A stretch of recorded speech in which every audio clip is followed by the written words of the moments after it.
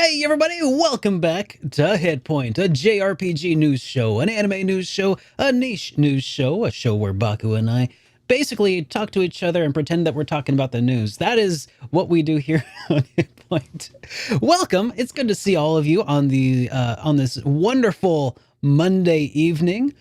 Beautiful. Gosh, today we're going to be taking a look at some trailers, talking about some rumors, talking about some industry news. Some pretty big stuff is rumbling around out there, and we'll be answering some questions and comments from the chat at the end of the episode in the form of super chats and stuff. Super chat. We normally stream every.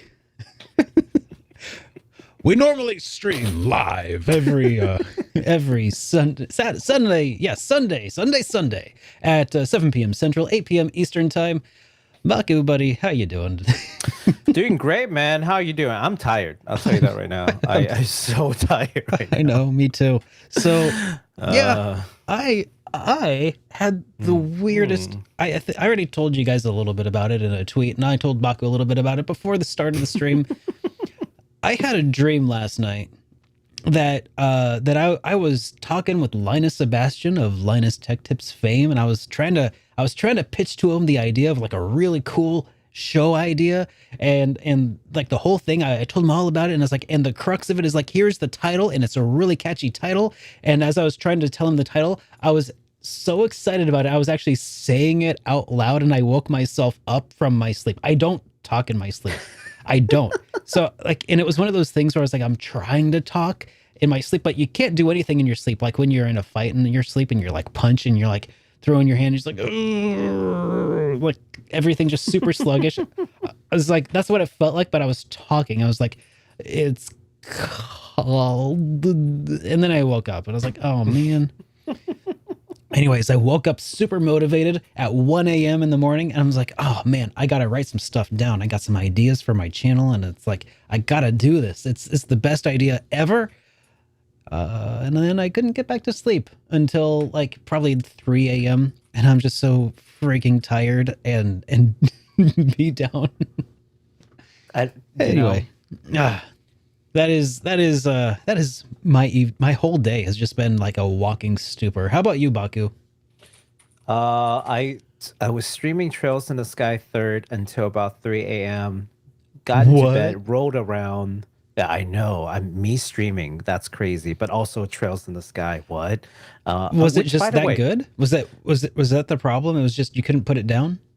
Oh no, I just okay. Yeah, no, it was pretty good. Trails 3rd has been exceeding expectations, let's just say that. Really? Great. Yeah. 1 and 2 were well, 1 is underwhelming, 2 was okay, but 3's been pretty good. Yeah, by 3, the whole just train is just in fast motion at this point. Yeah, you've gathered all the steam, and now everything is chugging along as it will. The pacing is finally picked up. It's just like, okay, we're good.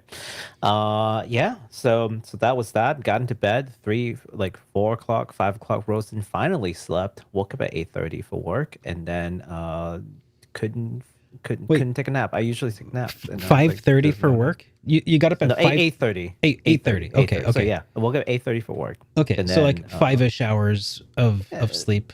No, more like 3-ish hours of sleep. Oh man. And then I couldn't sleep again. I usually take like a nap somewhere along the day, and then that didn't happen because as soon as I was done with work, I was writing the docket until basically an hour ago. And I had dinner. So okay, I am tired. I appreciate your sacrifice, Baku. I got my second win, so let's push through this. We got this. We got all the energy we need. Chat, give us your energy. Hands up. You know, I want to be Goku. I just want exactly. absorb your energy. So send me your energy. Send me your life force, please. Well, let's go ahead and let's go ahead and borrow some of that energy from the chat and respond to some of these not super chats, these comments from last week. Do you want to lead us off here with this one? Yeah, sure. We've got ourselves a Vig Plaza here who says, "Hello, Derek and Baku. You guys planning on getting a Steam Deck? Imagine all the RPGs on Steam in your hand. Love the show." Love you too, man, Vic. Thank you so much for that. Yeah, I personally contemplated on it. I wanted to get a Steam Deck, for the reasons that you just basically mentioned, which is the power of RPGs and anime in my hand. But then ultimately, I realized that my cell phone can do the anime part, and I can't justify like $600 some dollars US dollars Yeah. for. Yeah, I don't travel enough. What about you, Derek? I want one.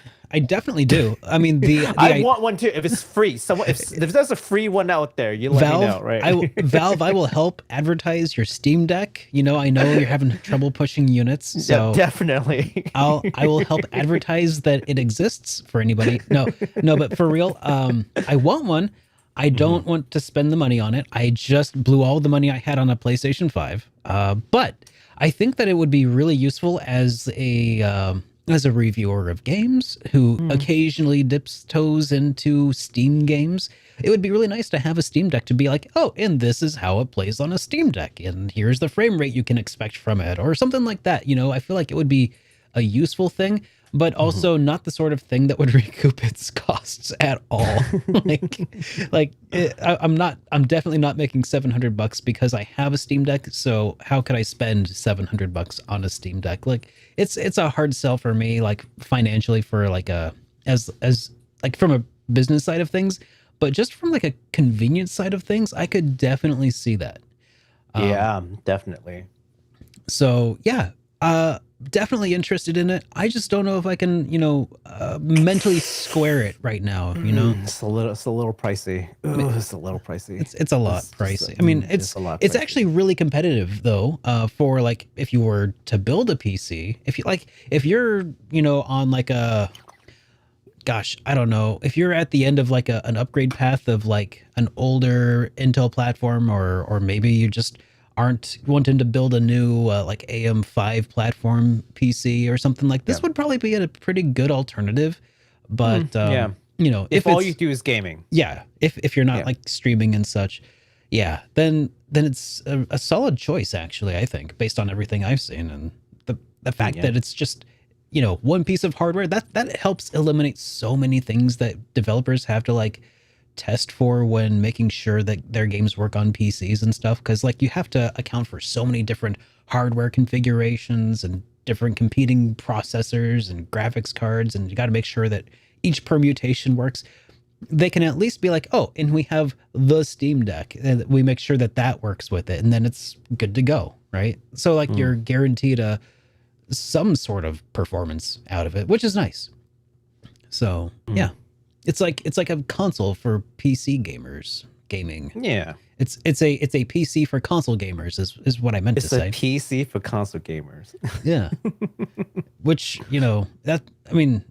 that said, there is also the whole thing that it like runs on Linux, and that's if you want to get to tinkering with it, there is that higher barrier of entry. Whereas, I don't know. It's not as easy for people to screw around with installing mods and stuff, I think. Maybe. I don't know. Yeah. It depends on how well people streamline it, I guess. Anyways, yeah. Steam Deck seems sweet. I would want one. Yeah, well. Then we had another message here from Consolation Tissue, who says, I love you, Derek, but you're crazy if you don't think frame rates matter. Unlike resolution, you can practically feel frames, especially in any game that has a rotating camera. Also, I think people not happy with 30 frames for Symphonia is more because it isn't worth the price of an upgrade. That's totally fair. Yeah, and I wanted to I actually picked this one out because I wanted to just restate, like, it's not that I don't think that frames matter at all. I think that they definitely have an appreciable impact, especially for like online competitive, like first person shooters and stuff. Like it's documented. Yes, that makes a difference because you're competing against other people who have, upwards of 240 frames per second to make snap decisions and such, right? But but when you are playing like a turn-based RPG, I think it matters less. That said, Tales is probably an exception because it's like a mix of action RPG with like, that's probably not the best choice. Like if like Final Fantasy VII were to be remade and if it was turn-based in this remake, then like that would be an example. I don't know. Like like if Dragon Quest 11 was released on PC and it ran in 30 frames a second, like that wouldn't matter to a lot of people, I don't think. But I don't know. Yeah. I mean, I think that 60 frames is preferable to 30 whenever possible. I just don't think that like I would turn up, like if there was a game I really wanted to play and the only option I had was to either spend $100 on the original GameCube release or $20 on Steam or $20 for like a remake. It's probably more than $20 right now, but you know, if that was the alternative, was saving a bunch of money and playing it in 30 frames, I'd probably go with that. Personally speaking. That said, I actually have been recently playing through Star Ocean Divine Force a little bit in between everything else.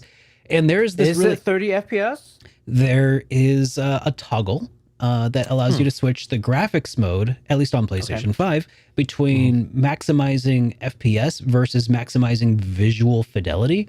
And I gotta tell you, I cannot see the difference between the no. I can't see the difference between like the visual quality. Like when I tell it to optimize for visual performance or something, it is indistinguishable from my perspective, and it might just be like the difference of like 1440p versus 4K. I'm playing on a 4K monitor. I'm like an arm's length away from it. I just can't see the difference, but the difference in frame rate is extremely noticeable. So it's really nice actually to be able to play it in higher resolution, or no, higher frame rates for sure. And it's also, you know, an action RPG. So and if I don't know if it actually made an appreciable impact though on like the quality of like the lighting or something, or shadows or something, like it doesn't seem to do anything though. So it's like it's a no-brainer. I just think that it does matter a lot more for like action titles. That's all it is. Like you give me 60 FPS on like Tactics Ogre, like I can't tell you that I would notice the difference. Well, that's because it's only animated in like 2 frames a second. I mean, it's a potato. It's a potato game. Well, okay, so the sprites are like 2 frames a second, but the camera panning and stuff is where you would see the difference, I think. And I think, like you said, you probably wouldn't really feel that. So my brain would be thinking about a lot of other things. And here's the other thing too, about some of these like tactical games versus action games. When it comes to tactical games or like turn-based games, you're not staring at the picture as much. You are thinking about your next move. You're strategizing. Like you're looking at the screen, but you're like probably thinking about something else. When you play an action game, though, you're engaged with the graphics because you have to look at your hitbox. So in that sense, you are looking at motion. You have to care about it. You will be hyper aware. That's why I think action games matters when it comes to these frame rates. When it comes to turn-based games, honestly, probably not a whole lot. That's my personal take. You give me like 30 FPS, like I don't know, Persona 5. It's fairly nice. I want to say graphics, very nice aesthetics, right? That could benefit from 60 FPS, I'm sure, when they do like the execution stuff. But I got to tell you, I probably wouldn't care. I mean, yeah. So I'm not. Point is, I'm not trying to say that it doesn't matter. I just don't think for me and for a lot of people it should be a game breaker, a deal breaker. You know? It's not a deal breaker, but it's still preferable for sure. Anyways, that was just a side rant that it wasn't even. Did I even go on that rant, or was I just being salty about it in my last comments? Part of that reason, I think it was salt mostly because I still get comments from people on my Chrono Cross review where they're talking about the remake and how it's like, you know, basically unplayable because it's not 60 frames. I'm like, guys, it was like this at launch on PlayStation 1. Like it really is just a low frame rate game. Like it's not a bad remaster. Don't blame the remaster. Like that's just how it is. No, Although it would be nice, but like don't let like there's no 60 frames per second way to play it. Don't not play it because Chrono Cross is like, you know, struggling with 15 frames every once in a while. there is fixes for that. Anyways, Are there now? well, yeah, you play it if you switch your Nintendo Switch's output down from 1080p to 720p or even 480p. Then yeah, it speeds up quite a bit and doesn't drop. Touche. Doesn't stutter. Yeah, you can. Touche. It's just that's just a little bit of a trade off. But anyways, yeah, I didn't really mean to dwell too much on that whole thing either today or in the last stream. Just dealing with my own inner demons. Well, let me help you move on. Okay. Next comment we got from Jack Bandit. Totally just wishlist monochrome mobius from your video. And yeah, for me, this just came out of nowhere. I know. I had heard the name and I remembered it, and I just completely spaced the game. We've seen so many things over these. We've talked about this game like 3 times. I know. We talked about this game so many times. I know. That's why the name is like, I know that name. But when I saw the game, I'm like, I have no memory of this place. Well, it's out now. I think I at least saw I saw one of the VTuber play it, and I was actually genuinely surprised that particular VTuber played it because they're from a large agency, and basically all of their other comrades, they're all playing competing. Pokemon. Oh No, they're all playing Pokemon. Oh, okay, I thought because I was gonna say, didn't monochrome mobius? I almost said Morbius. Didn't maybe that's why I remember. Someone made that joke. Someone made that joke on my Twitter. But didn't they were morbing? Didn't that have some VTuber voice acting as well, or am I thinking of a different game? I'm probably thinking of Touhou. I think you're thinking about a different game. Yeah. Yeah. Okay. Yeah. Disregard. Never mind. Yeah. She was playing. She was the only one, like a really popular VTuber who was playing monochrome. And I was just like, wow, that is a true RPG fan right there. It's like, yeah, it's not about the hype. No offense to anyone playing Pokemon. Like it's a huge game. I get it. It's the biggest RPG launch of the year, probably of the last couple of years. But yeah, no, I mean, despite that, it's just going for the relatively unpopular thing and just playing this monochrome mobius, which even in Japan, I think is relatively unknown compared to Pokemon. Yeah, but I saw the gameplay. The point is, I saw the gameplay. It actually looked really good.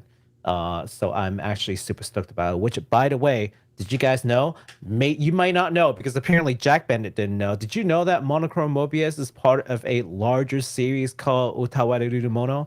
And that game series is actually on like massive sale. I posted it in the comment section of the last video.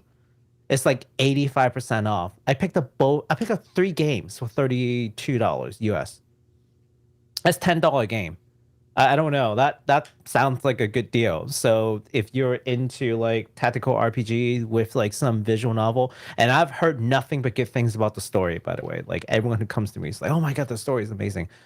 There you go. It's like $30 for all 3 games.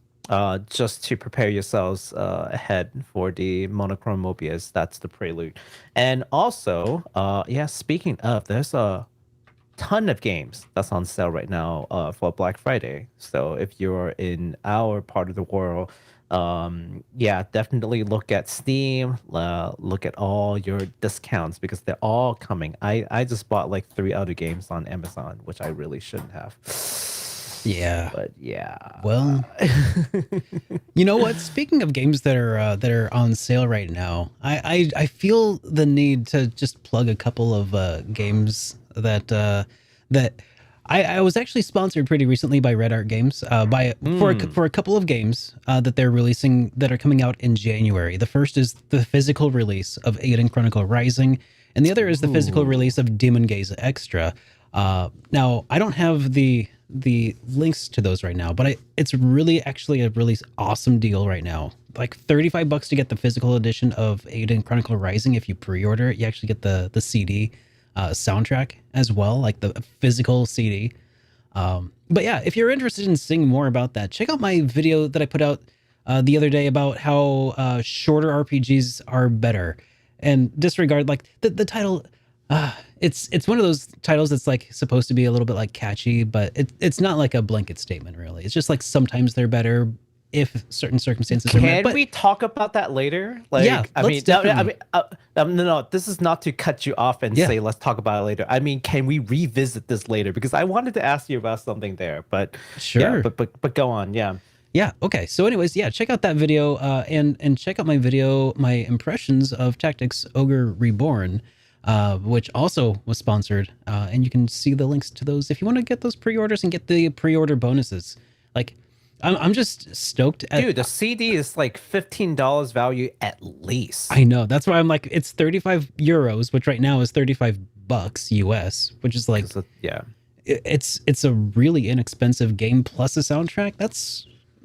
I'm gonna get that actually. So you should. I should, and I will. Demon Gaze Extra also looks really interesting, but I'll need to keep my eyes peeled for that.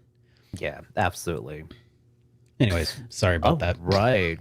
No, don't be sorry. Yes, physical copies, like people asked about it too. Like people have asked about physical copies for that game, and we had to tell them, unfortunately, there isn't. Well, now there is. So there you go, right? That's right. I think someone was asking about physical copy for like Front Mission. I mean, it's the same deal. It's just like, maybe there will be one later. Will you get it then when there is? Well, this is the then for the Rising. So people have asked about it. I remember people asked about, will there be physical copy for the Rising? And I was like, yeah, sorry, no. As of the time of us talking about it, there wasn't any. Well, here you are. Now it's there. So go get it. Yep, for sure. Thanks. Okay. All right. You're welcome. So now, guys, we don't have any voicemails to play for you right now, but if you have any burning questions that you would like to have us respond to next week, feel free to leave us a voicemail at the number down below. That's 785-337-3805. And, you'll be prompted, leave a voicemail to be listened to on the air and stuff, and just leave a voicemail. That's how you get on. Just leave a voicemail. How hard is that? It's not hard at all. At least I don't. The number. If you want to, and I'll make sure we cut out any stammering or stuttering or anything. Don't feel like you have to nail it the first try. Yeah, feel free to curse freely, and then we'll just bleep it all out. Hey, that works. You just can't contain your emotion. You just really want that Star Ocean 2. Oh man, I really want that Star Ocean 2. I know. I still think it's highly possible that we'll get it, but yeah. All right. So let's get the show in a row so that we can actually sleep relatively early today. That sounds like a plan. It sounds like a plan. All right, let's start with some update to past releases. Speaking of games that I just bought over Black Friday deal, the DioField Chronicle is getting a free major update in March of next year. The update will be adding a whole new scenario starting Walter Quinn Reddit. Is his name just Reddit? Is his last name Reddit? Anyways, Walter Quinn Reddit, I think that's his last name. He'll be playable after Chapter 5. There will be a high difficulty extra mode, which if you don't know what that is, I didn't know what that is either reading that, but the explanation is higher level enemies appearing from Chapter 1 as part of New Game Plus. So I would imagine that means like once you beat the game, you can just keep enemies at higher level when you start the New Game Plus, as opposed to dropping back down to like level 1 enemies, right? Which doesn't make sense. So you don't have to like mold them over with your carried over like levels from the new game or the previous game. And also very hard difficulty, perfect for people who didn't think hard was hard enough. So There you go. Those are the major updates coming, and they are free, which is great. It's kind of similar to the free update from Valkyrie Elysium that we recently got. That's kind of nice, right? Early in the month. Yeah, kind of nice that they're not making this like, oh, DLC, you gotta give us $5 for this. Yeah, it's not like a day one DLC patch or something like that. It's just a little, we didn't have time to finish this. Throw it in there. I appreciate that. Kind of take some of the sting out of paid DLC a little later on. I feel like just a little, get a little something free early on. I like that. Yeah. So I guess that's it for the DLCs. So let's go ahead and for the DLCs. let's move along to the new game announcements. And we've got a one here that's from publisher Freedom Games, who have announced that their tactical turn-based RPG Tyrant's Blessing will be coming to Nintendo Switch on February 23rd, 2023. The Switch version was originally slated for August alongside the PC version. However, that got delayed. So we have a trailer here for it. Do you want to take a look? Yeah, let's take a look. I mean, we've looked at it before, but I think people can definitely benefit from looking at it. Yeah. Get a refresher of what it is. All right. Gotta push a whole bunch of buttons here to make it work. Okay. I was like, where's the video? All right.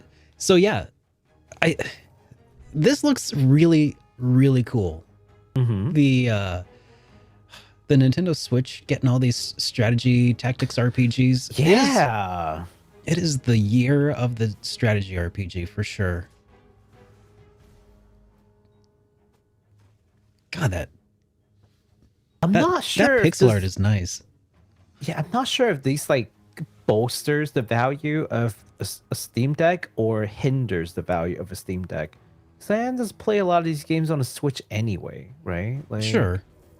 Yeah, but I mean, the point is you have options, right? And if you don't already have a Switch, then you just get a Steam Deck and you hack it and you turn it into a Switch. But you got to buy the games. Don't just be a pirate. Games. Yeah, never a pirate. At least, I mean, not games that are currently for sale. Exactly. Yeah. All right. So that was Tyrant's Blessing, and I think it looks pretty dang sweet. And man, it's really cool to see more tactics RPGs. The floodgates are completely wide open at this point, and yeah, you can look forward to seeing that in February. We have another game coming out called The Sword of the Vagrant. It was announced by Rainy Frog in their it's a 2018 action RPG that they put out, Sword of Vagrant. Well, it's coming to PlayStation 4, Xbox One, and now the Nintendo Switch as well on the 1st of December. So that's just like a little over a week away from now. And the PS5 version of said game will also be coming out here pretty soon as well. In 2023, but we don't have like an actual date yet. But we do have an actual trailer. So let's put that on here. And that, I think we saw this once before too, didn't we? Absolutely. Yeah, this one is it's like that vanillaware-ish. Definitely heavy inspiration from vanilla games. They've even said it many times. You can tell they're not hiding it, but it looks gorgeous. Was this the one that had that boss that completely distracted me? I could be mistaken. No, it might not be this one. There's a lot of things about this game that would distract one. So at least two. Yeah, at least two. Yeah, and the first is just how gorgeous the art is, and stunning. Fluidity of the combat. Straight bounce. I mean, yeah, it's like a vanillaware Dark Soulsy. Just it looks amazing. I mean, I don't want to compare everything to Dark Souls, but it looks like it's going for that same vibe. Like the library fighting heavily armed knights, just like bones getting thrown. Speaking of library, yeah, exactly. Here are some bookshelves. Yes, yeah. That's why I'm making comparisons to Dark Souls, not because everything that is difficult needs to be a Souls game, but yeah, like thematically it looks similar. It has similar aesthetics, right? Yeah, but also Yeah. similar to Vanillaware. Vanilla everything. games. Yeah, Vanillaware.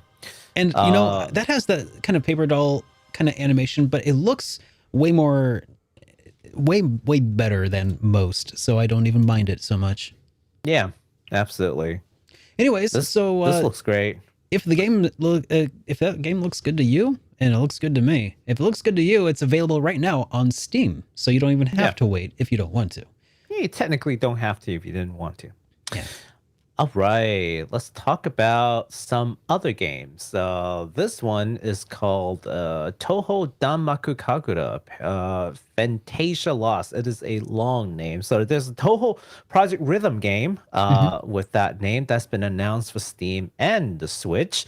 This title was originally a mobile game, which has then been shut down, and then they went to crowdfunding via Campfire, which, if y'all don't know what Campfire is basically a Japanese Kickstarter GoFundMe deal. Oh, okay. And then it got funded for 6 times the initial ask, Whoa. which is crazy. Yeah, they asked for 15 million yen. They got as of the time of the show, 84 million yen. And the campaign is going into January. So they have like a good month left to raise money. So far, by the way, 84 million yen, about 590,000 US dollars, so close to $600,000 for a mobile game that got shut down. And people are like, we just want like a dedicated, like it's a good game. We just don't want to be a mobile game. Can you just turn it into a console game? They're like, yeah, sure, give us money. That's awesome. So was there a reason it was shut down? Like, was it shut down because like it was online and they had to shut down servers, or I have no idea why it got shut down. I wanted to look into it, but I couldn't find any good reason why it was shut down. So maybe no one knows why it shut down. There's speculations, but I don't think it was like ever stated why it shut down. Unless, some article in Japanese that I just couldn't find. But from what I've looked at, I couldn't find anything anyways. But the important part is, man, it's got a lot of people wanting this game. So this new title will be rebuilt to optimize controllers and keyboards, and it also is going to add in a new story and also new songs. They're still raising money. There are additional stretch goals, so I'm not sure like where exactly it's going to take us. We do have a teaser trailer, no gameplay, that we can look at. All right, sure. Let's pull it up here. Just to take a look. Get a taste of what's to come here. here. Get a small taste, yeah. At least the art. You would think they would have a gameplay trailer because it was like already released on mobile, but I guess it's completely being rebuilt though, right? Yeah, that's what I was gonna say. Maybe not, because they're rebuilding it. So even if you find gameplay of the original, it might not be representative. Yeah. Yep. And that's the reason why. But I do want to throw it out there just so you guys are aware, if you're a Touhou fan or you just like rhythm games. I think this one is going to be an interesting one to look forward to. And looking forward to, we will be doing, because there's no gameplay as of right now. And the game is slated to be released sometime in 2023. So we'll be coming back to this at some point in the future. And now that was a rhythm game though, you said, right? That is a rhythm game, yeah. Yeah, because somebody in the chat's saying like, oh, I really suck at shoot 'em ups. That's the thing about Touhou, is that some of them are shoot 'em ups, some of them are RPGs, some of them are rhythm games. Touhou's kind of just like it's like an open source game storyline and characters. It's like community based. It's weird. It's not just shoot 'em ups, although that's how I think it started, right? So to give a long short on it, because I don't want to delve into it. And the more I delve into it, I'm going to give details that's wrong. But let me just give you the broad picture as I know it. It all started out with this man named Zun, like Zun. He goes by that, and he's the originator of the Touhou franchise, if you will. And it all started with just a regular self-made, self-published game.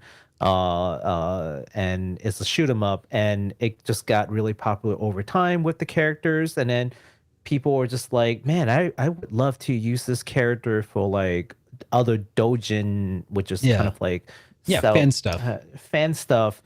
Yeah, and so the guy basically said, well, yeah, sure, feel free to use this franchise to do whatever you want, just no lewds.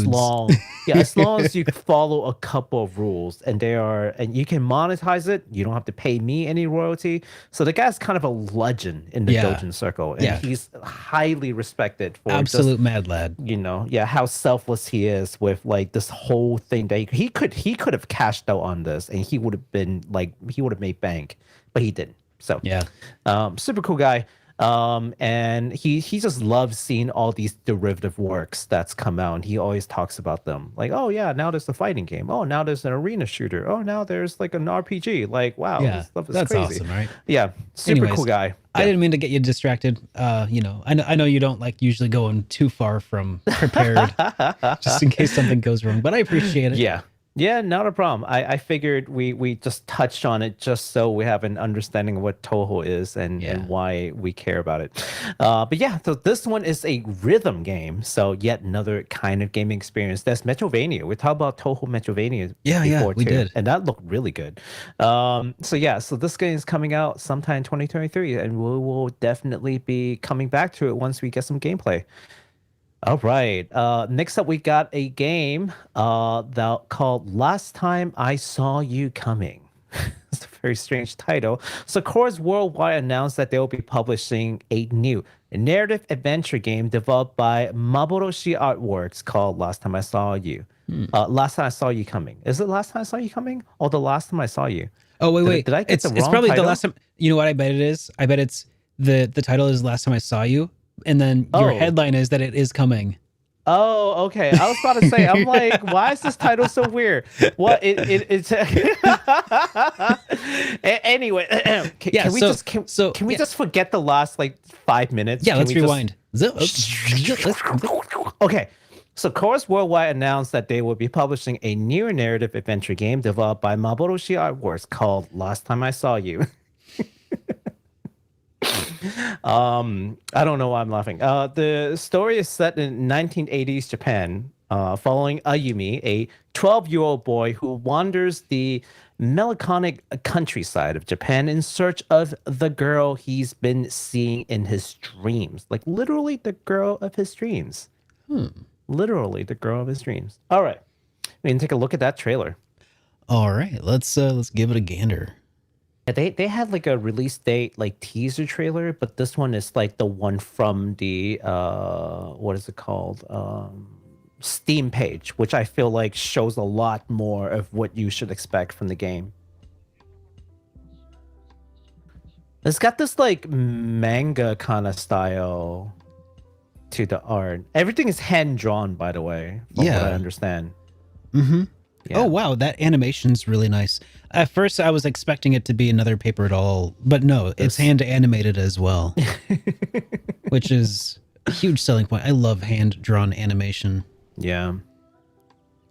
Or at least anything that can do an approximation of it is really nice. Yeah, so there's definitely some kind of like mystical elements to it. Yeah. That looks does gorgeous. look really nice. Yeah.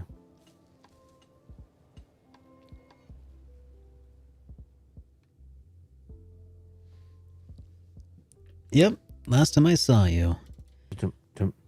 Yeah, totally. That's totally the title. And I love the vibe of the music, by the way. It's kind of lo-fi. Yes. Yep, that's one of their sell points. They're like, yeah, you're going to play this game through all the lo-fi tracks. So yeah, it really sets the tone. The art, the adventure, the musing. So yeah, so it's that kind of a game. So something to relax in. I think it's like maybe like 10 to 15 hours long. Probably. So super nice. Chill. All right. So what else you got, sir? So this one is not really on the docket, but I wanted to throw out just an update on because we talked about a couple of probably months ago, a couple of weeks ago. You remember Tears of Magic and the Kickstarter? Well, unfortunately, they did not hit their goal on their Kickstarter. Oh, However, no, that's okay though, because it sounds like what they're going to be doing here is just working on it anyway. It's just at a slower pace.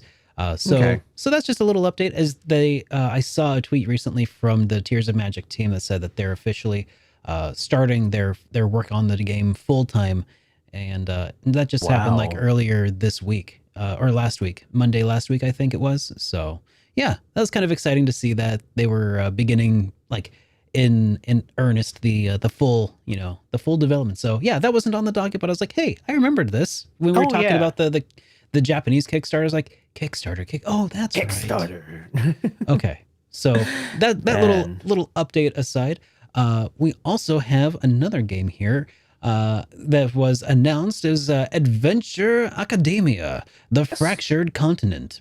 So PQube finally have announced the release dates of the game in their Class of Heroes series, Adventure Academia: Fractured Continent. The game is going to be coming to PlayStation 4, Nintendo Switch, and with NPC with English subtitles. And it's coming out on the 9th of December. So it's just around the corner because, you know, it is just around the corner. It's just 2 weeks, 3 weeks away. Everything is just right around the corner. I know.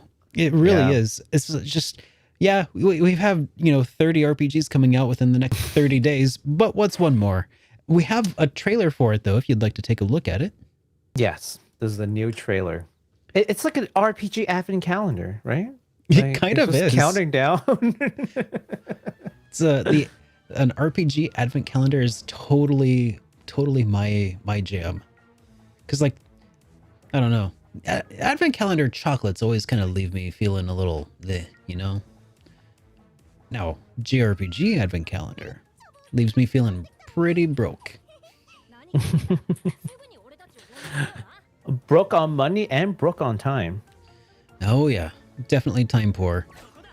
Oh, that's right. I keep forgetting what the Class of Heroes game looks like, and then every time I see it, I'm like, oh yeah, they're doing that weird strategy RPG sort of thing, but different. It's its own thing. It's isometric, and I think that's why I think of it as a strategy RPG. But it's really, it looks different.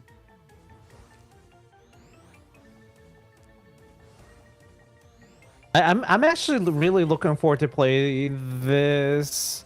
Are you? Potentially. Mm-hmm. If I stream it, I think it would be fun. I could see that. Yeah, for the same reason that a game like what is it called? Cult the of the Cult of Lamb. Lamb would be fun. Yep. Yeah. Yep. I had even with similar... no integration. Mm-hmm. But if they were smart, they build a Steam integration in this. That would be pretty rad. But right? Legit though, I'm thinking probably not my cup of tea, but I could totally see how other people would find that looking really cool. Yeah, absolutely. All right. Yeah. Well, anyways, the game is currently sitting at mostly negative reviews on Steam. Yes. But it only has 29 reviews so far, and none of them are in English. So, just take that overall rating with a grain of salt right now. Yeah. So we'll see what happens when the game is in English, if people kind of find that they like it a little bit more and now that they know what they're doing, maybe. I mean, no, and I'm the one who wrote that. Let me just clarify what I mean. Okay. It's not that you can discount them because they're not written in English. It's more like I don't know what they're saying. Oh. I don't know what their complaints are, so I don't know if they're just complaining or valid point 1, point 2, or they're just yelling in if it's just a review their bomb. Respective language. Yeah, I don't know if it's a review bomb because you can't tell, right? Yeah. If it was in English, I can tell you oh yeah, these are totally legitimate, or these are just angry people who didn't get what they wanted. So okay, just want to clarify before we go down the wrong Baku, path. I think this bears your assistance. I think you need to get it and then tell us how it is. Homework. I will take one for the team, even though I already bought a whole bunch of games. I'll take one for the team. So many games already. I just bought DioField. I just bought Valkyrie Elysium. Oh man, I know how that is. So. Well, I look forward to hearing if it is actually entering good or not. We'll see. Yeah. I'll tell you about it. Thank you. All right. Speaking of wanting to know if the game will actually be good or not, Crisis Core. Hey. Hey. So this is not a typical announcement because, we usually do announcements when there are new dates or something substantial to cling on to. Not so much with this, but I do want to throw it out there. Square Enix did share some interesting information regarding Crisis Core that could dispel some perhaps misinformation that's floating out there, and also shared a new trailer titled More Than a Remaster. which tells us that they are fully self-aware of the weird remaster remake middle that this game is falling into. So, let's go for a couple of things. The first piece of interesting information is that this game is built using Unreal Engine 4 with some of the original C++ codes ported over, which is probably why they're reluctant to call it a remake, because they had original codes sent over. And it can't be a remake unless it's completely built from the ground, completely from scratch. I just really want to call this a remake. I really do. Okay. So there will be Can we call it? Yeah, let's call it a remake. Let's do it. Let's do it. Let's put up splurge. Live a little. We're gonna get angry comments like the next day. Like, it's not a remake, and let me tell you why. Here are 5 reasons why Crisis Core is not. That would actually be really interesting. If you guys could give us 5 reasons why, I would totally make it into a YouTube video. Actually, you know what I was gonna say too. if you all can tell us, do you think Crisis Core Final Fantasy VII Reunion is a remake or a remaster, and tell us the reason why you think that way? Let us know in the comments, because I'm on the remix side. Okay, I'm planting my foot firmly on the remix side. So let me continue. There will be new arrangements by the game's original composer, Takaharu Ishimoto, and an updated combat system, and all new Summon Cinematics remake. PS5 and Xbox Series X will be able to display the game at the glorious 4K 60 FPS. Beautiful. Derek, learn to appreciate that 4K and 60 FPS. While the rest of the systems kind of fall in between. Some of them are 4K 30, some of them are 1080p. With the Nintendo Switch setting at dead last at 720p 30 FPS regardless of modes, which is kind of confusing because you would imagine that TV mode can push 1080p, but the chart clearly says 720. So here it is. I'm just reporting what they told me. So if it's wrong, don't get mad at me. Now, the PC version resolution really just depends on your display. I would imagine it goes up to 4K, 8K probably. Frame rate, though, can go up to 120p max, FTP max, if your graphics card can handle it, of course, just like any other computer game. So we do have a new, quote-unquote, more than just a remaster trailer, if you want to take a look at it. Okay, let's take a gander. More than a remaster.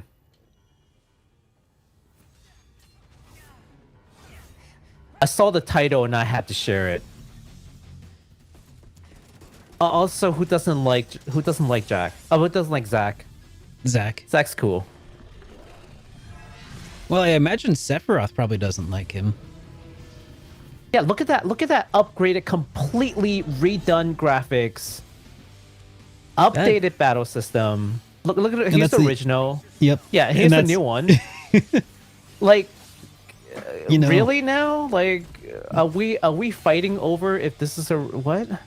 I don't know. I don't think anybody's fighting. I mean, there might be differences of opinion, but I don't think anybody's gonna have like a really negative knee-jerk reaction to this. If it's Final Fantasy, someone's fist fighting somewhere. People have strong opinions about Final Fantasy. Yeah, that is true, but I think that those are the loudest voices are sometimes the loudest because they're compensating for a lack of like something else. I mean, well, a lack of numbers is I think what they're, sometimes it's the fewest people that just feel like they're the most fervent and they've got to, shout from the mountaintops to make sure that their opinion is heard, because otherwise it's, going to get swallowed buried by the deluge. Yeah. So absolutely. That's just how it is sometimes. I don't know if that's what it is this time or not, but anyways. So that was pretty interesting, and I did actually throw out a poll when you asked about it. By the way, I figured out how to do that on YouTube because I'm a professional streamer now. And anyways, as of right now, we have 26 votes right now, and it's looking like about 2/3 are saying that it's remake and 1/3 saying remaster. Rough breakdown. So yeah, that's pretty awesome. I still want to see your your rationale in the comments section. Oh yeah, Don't for forget sure. that. Yeah. Yeah. Right. I'll go ahead and end that poll, and we can move on to the next piece here, Mugen Souls. So this one's coming from East Asia Soft. They've announced that they'll be publishing a 2012 JRPG, Mugen Souls, on the Nintendo Switch. Your arguments are invalid is going to be really excited about this. He loves the Switch. Definitely. Yeah. So this release will include all content from the original release, including the all censored scenes, as well as full support of English text and audio. And we also have a trailer for it. Do you want to take a gander? Let's do it. All right, let's. Man, I remember playing this game some time ago. It's a really fun game. So I'm curious. So the censorship that they're doing, that you have included in this comment here, is that like they just censored all the swear words because they're just cussing up a storm, or like? No, they're just like things that like, it's one of those like, oh, this is too risque censor, but like. Is really just a whole bunch of nothing. Okay. Like, oh, it's like swimsuits too or whatever. Low cut. Let's just add a little piece of cloth that just covers the cleavage a little bit. Okay. It's one of those silly censor. Okay. So it's not like it was an ecchi game or anything like that. No, it was just. There's no. Okay. No. This is not like a rated 18, like there's not a rated X anything in here. Yeah. For American audience, or rated 18 plus for anyone else. Like no, not even. Yeah. God. Yeah. And look at this. Like the hot spring scenes. Yeah, but they're all covered. So yeah, that sounds so. Like it just seems so unnecessary. Like look at these characters. Like, what are you covering? That doesn't make any. I don't know. Yeah, well, Yeah, I know. Anyways.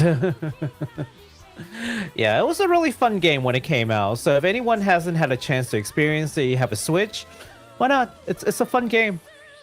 You get to bounce people around, and they have this like pinball like battle mechanics. It's actually kind of fun.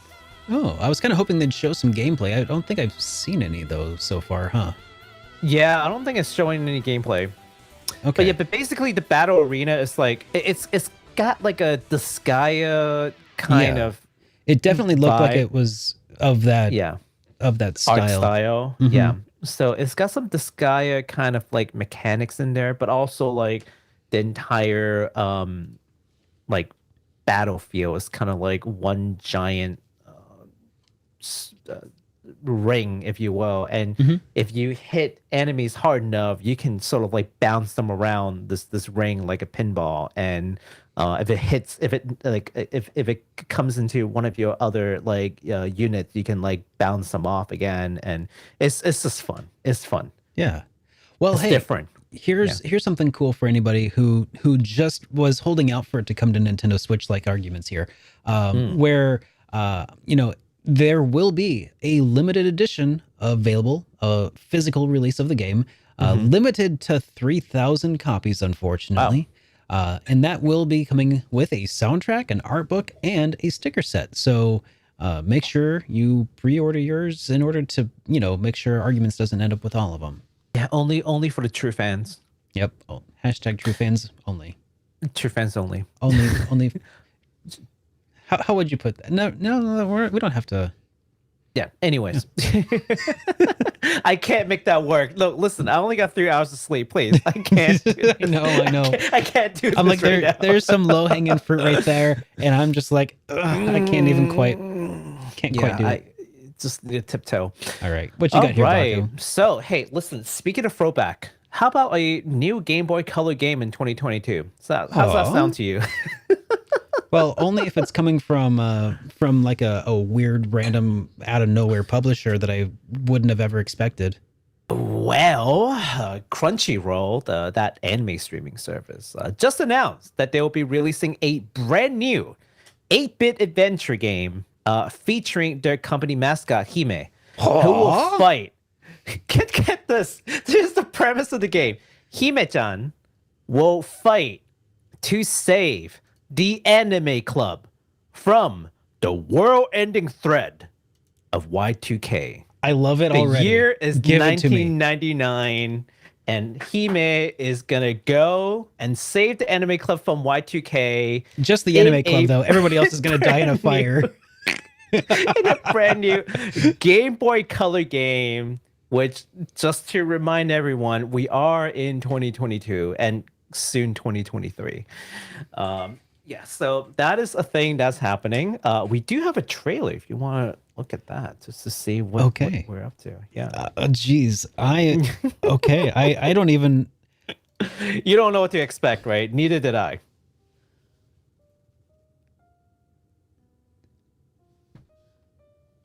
No, an anime club. Man, I was in an anime club. I was going to say that anime club looks way cooler than the one that I had at my high school. It's Y2K. That's what Y2K looks like.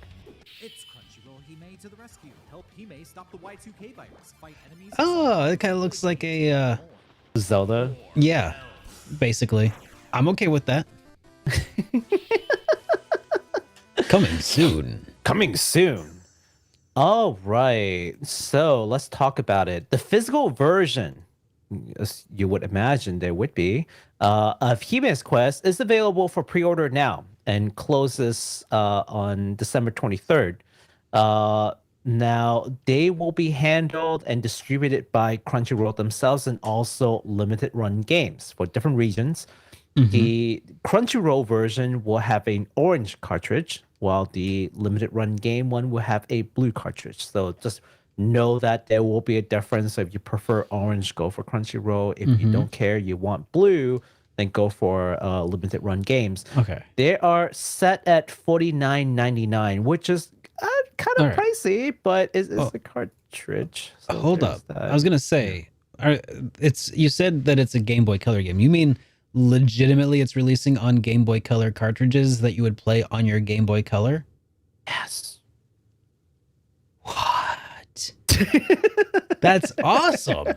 Time out. Did I not make this clear enough? No, this is not a Game Boy Color looking game. This is a real Game Boy Color cartridge that they're releasing. Like, you know how like Shantae had like the Game Boy Color re-release on Switch, and it's like, hey, you know, and how there've been this wave of like unreleased games kind of getting their, you know, released officially finally, but on by emulating on a modern console. This is different than that. Yeah, no, you can play on the original Game Boy Color hardware. $50, I'm down. $50, hell yeah. That's not bad at all. How many copies are they? Is this? I mean, this has to be limited, but what's it might just be made to order. Like you just pre-order, and they'll fill the order with whatever. Okay, well that's something. $50 now. Sheesh. Okay. Now, if you're saying to yourself, I don't have a Game Boy Color, or no, $50, no thank you. The game is actually going to be free to play on web browsers in December. So this is not really like a money-making endeavor. Not even a cash grab. Huh. Yeah, no. They're just you can just play the game for free on a browser in December. Huh. So yeah, like literally you can't complain about this. It's just they just made a game that's fun and is free, and if you want to get a Game Boy cartridge because it's fun in 2022, you could do that for a cost. Because we talked about it, like literally limited run, limited like small productions is going to cost more money than making like 10 million copies of the same thing. So they're probably going to make like maybe 20K worldwide, if you will, even that, maybe less. It's some random unknown game. I don't know how many people are going to be in on the joke enough to fork over $50, by the way, to do this. It's a small amount of people who will probably get this. Yeah, so that's why the price is so high. But yeah, but if you don't want to pay for it, that's okay. It's going to be free to play in the browser. So That's when pretty when rad. that happens, we'll let you all know. Yeah, that's pretty awesome. And I Yeah. honestly I suspect that if you can play it for free on a browser, there's gonna probably be a way you can download it and then probably burn it to like put on a flash cartridge or something. If you really wanted to do that kind of thing, I'm sure that there will be options. That's pretty sweet though. Play on your Steam Deck, like you've spent all your money on the Steam Deck. You can't afford anything else. You play it on your Steam Deck. Why not? Powers in your hands. That's awesome, man. Well, okay, Yeah. I guess that wraps it up for this section of the game. Let's switch gears over to some industry news. Yes. We got a few things to talk about in industry news, starting Ooh, with quite a few. R-Type Tactics 1 and 2 Cosmos Additional Scenario Production Project Kickstarter campaigns. A mouthful. Yeah. We recently talked about Granzella announcing that they will be bringing the R-Type Tactics 1 and 2 game onto modern platforms. Now, this week they announced that they have opened a Kickstarter campaign to help fund the Additional Scenario Production Project, which would add 24 new missions and units. And Yeah. that's pretty cool. We'll have links to that Kickstarter down in the comments below, or not in the comments, but in the description down below when it's added, which is not right now. Yeah, I've always been kind of curious about how this may work, where like you've got a small company that has enough money to bring a product to market, but they know that they could do more if they would only have additional funding. So would it be frowned upon to then go to like Kickstarter and just say, hey, listen, we're bringing this game to market no matter what. That's fine. But we're really looking to do some DLCs. Do you want some DLCs? You want to get some DLCs with that and just do it like a Kickstarter by selling the game and the DLC in a bundle? I think that's a pretty good idea for like some of the maybe small to mid-size companies. Could be. Yeah. Yeah. Kind So of- we might see a new trend in this. Just kind of crowdfund additional, like, remember back when games used to have things like, they weren't DLC, they were just called expansion packs? Yeah. You remember when they used to make those? That'd be pretty cool. Just a way to like kickstart your expansion packs, maybe, is another way you could look at it. That'd be pretty interesting. I would like to see that, the return of expansion packs instead of like The return of expansion packs. rather than the nickel and dime you for a piece of armor or clothing or something like that. Like, give me a whole like extended epilogue of the game or something. That would be rad. Yeah, because here's the unfortunate truth about businesses is that, and again, we're not talking about like giant behemoths like Bandai Namco and Square Enix. No, we're talking about maybe small individual like indies company or smaller development studios that aren't quite indie but definitely not like a giant company like holding company, right? In those cases they don't have the cash flow to do what they need. Yeah. See, they can project to sell lots and lots of copies of a thing, and that's fine, right? But if they don't have cash in hand to pay their staff, they don't have cash in hands to pay their staff. And that's why cash flow matters. Your future projected earning is one thing, but you need to have cash in hand. They can either take a loan, which they have to pay back at an interest. That's how business is done. And some loans are good, right? You do want to own some money. But another way is to just get a Kickstarter campaign and just get it pre-funded. So I just feel like this is like another way to fund something like this. Yeah. That might To help be you get on your viable. feet and start producing more content. Yeah. Yeah, for small companies, that is. Could not be it could be not too shabby. Yeah. All right. Speaking of, I'm trying to find a segue for this. Speaking of good Extensions? practices, extensions. Speaking of new games, so Gus has announced that a new Atelier Ryza 3 broadcast will air on November 24th. at 7 a.m. Eastern Time and 4 a.m. Pacific Time, which will feature several voice actors as guests and also a brand new trailer. So we are going to leave the link down in the description when it's available for the broadcast. For all of you Atelier fans out there who really wants to see, like, I would imagine they'll have like the voice actors maybe play the game a little bit and tell y'all what they think about it. So for all like the super fans, I think you're gonna want to be there just to witness it. Even if you don't know the language, it's fun just to like watch them geek out a little bit. And they do that a lot. So we'll leave the link down in the description below once I type it up. All right. Yes. So moving along then, we've got another story here. It's about oh yeah, it's about some stuff coming to Netflix. So Netflix. yeah, it's an exciting time to be a Sonic fan. They just released a game that doesn't suck, and Netflix shared a trailer for an upcoming Sonic animated series called Sonic Prime. A game that doesn't suck. So, I mean, hey, you got to take what you can get at this point. That's true. Actually, I heard that it's not very good on Switch, actually. Really? Well, Yeah. nothing is good on Switch, right, Mr. Invalid?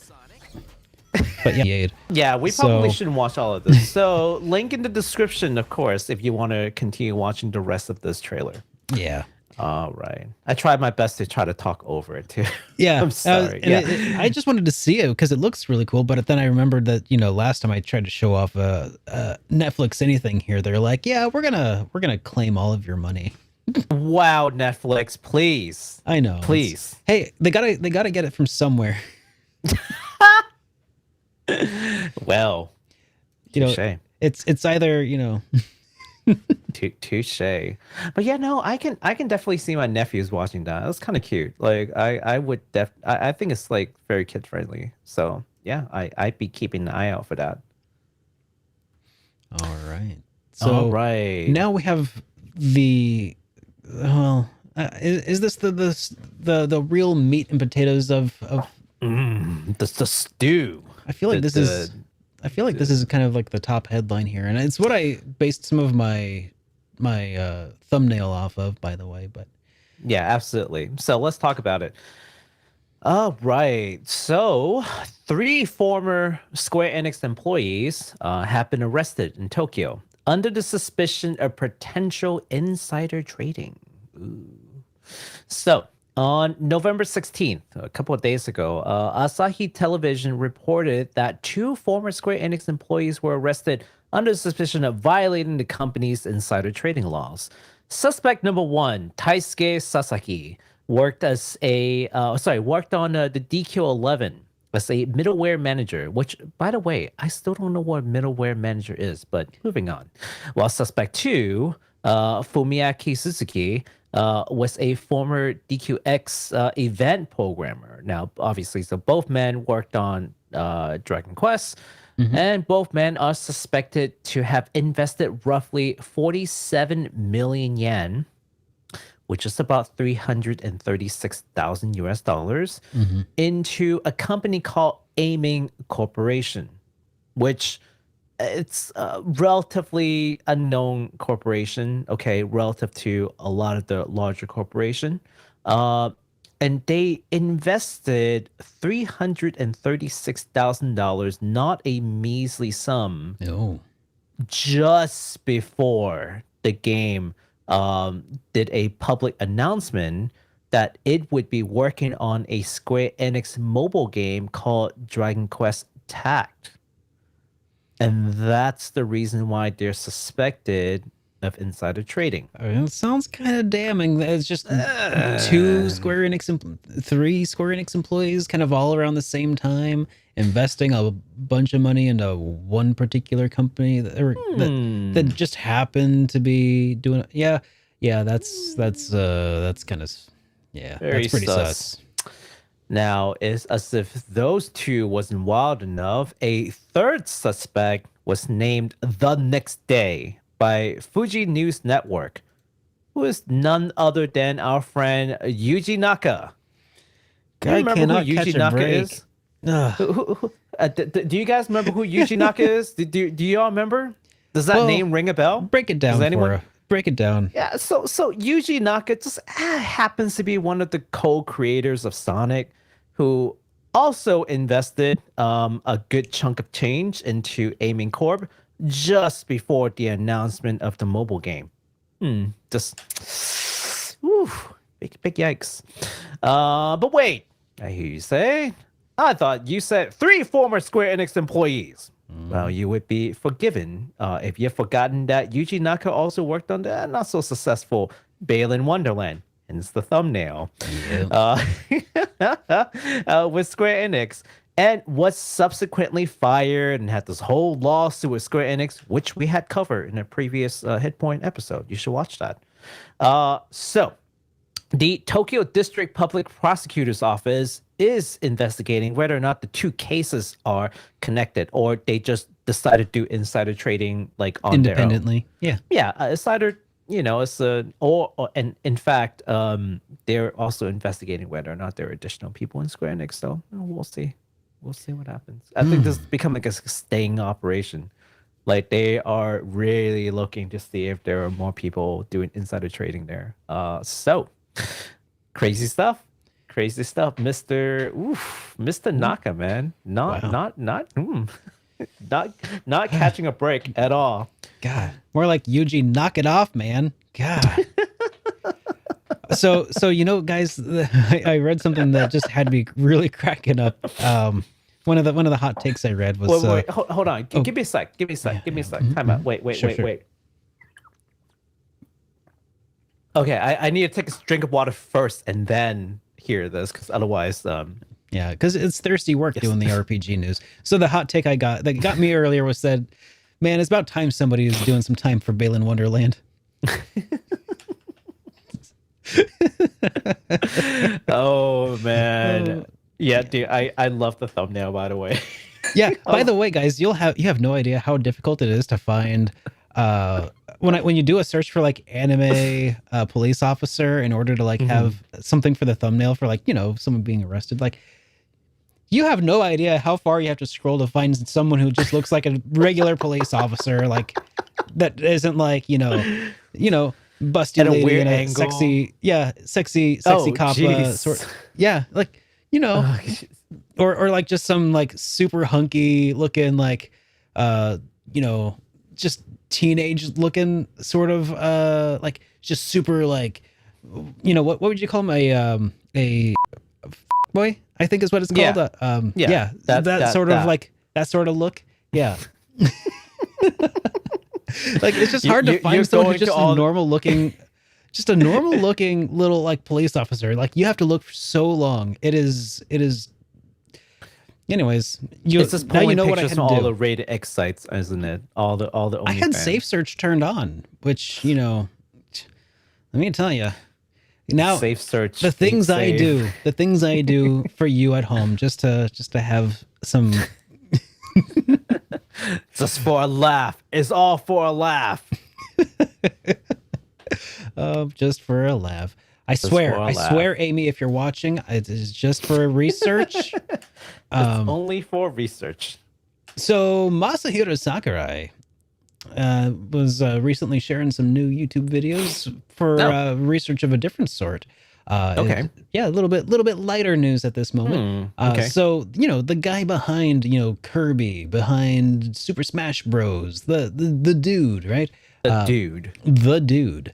Well, he's shamelessly luring unsuspecting YouTube viewers to his game design channel with the oldest trick in the book: cat videos.